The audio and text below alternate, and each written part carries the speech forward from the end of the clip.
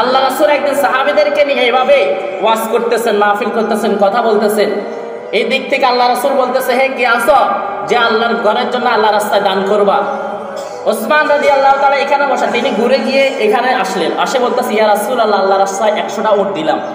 আল্লাহ রাসূল এই দিক ফিরে বলতেছে, এদিকে কে আসো যে আল্লাহ রাস্তায় জন্য কিছু দান করবা? ওসমান রাদিয়াল্লাহু তাআলা ওখান থেকে আবার ঘুরে এখানে আসে বলতেছে, ইয়া রাসূলুল্লাহ, আমি আছি, 100 উট দান করব।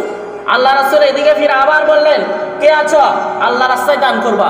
ওসমান রাদিয়াল্লাহু তাআলা এই দিক থেকে ঘুরে যাই আবার ওখানে দাঁড়িয়ে বলতেছে, ইয়া রাসূলুল্লাহ, আমি আল্লাহ রাস্তায় 100টা দান করব। এবার আল্লাহ রাসূল 6 বার বললেন।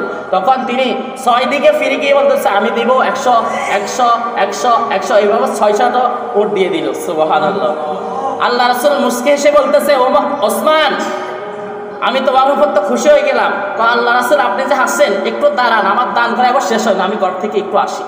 তিনি ঘোরা চলে গেলেন। স্ত্রীকে বলে, স্ত্রী, সয়না কন্যা যা আছে এই গামছার মধ্যে দাও। দিয়ে দিল গামছা। স্ত্রী বলতেছে, আপনি কি জন্য? তিনি তো সবচাইতে বড় ব্যবসায়ী ছিলেন, ধনী মানুষ ছিলেন। বলতেছে, আজকে মনে হয় তিনি, স্ত্রী বলতেছে, আজকে মনে বড় পার্টি আছে মনে হয়, না বড় কোনো কাজ আছে, ব্যবসা আছে? না স্ত্রী, আজকে কোনো বড় কাজ নাই, আজকে জান্নাত আমি কিনবো। সুবহানাল্লাহ। স্বর্ণ গয়না সবগুলো দিলে, নিয়ে আসে রাসূলকে দিলে। রাসূলের মন তো আরো বড় হয়ে গেল। রাসূল বলতেছে, হে ওসমান, আজকে আমি আল্লাহর পয়গাম তোমার উপর সন্তুষ্ট হয়ে গেলাম, আল্লাহ তোমার উপর সন্তুষ্ট হয়ে যাক। সুবহানাল্লাহ। তাহলে আল্লাহ রাসূলের সাহাবীরা কি ঘুরে ঘুরে এখানে এইদিকে ফিরছে, বলতেছে, তিনি ওই দিক থেকে ফিরে গিয়ে বলতেছে 100 উট। এইদিকে বললেন, আবার ওখান থেকে ফিরে এখানে দাঁড়িয়ে বলতেছে 100 উট। সুবহানাল্লাহি ওয়া হামদিহি, সুবহানাল্লাহিল আযীম।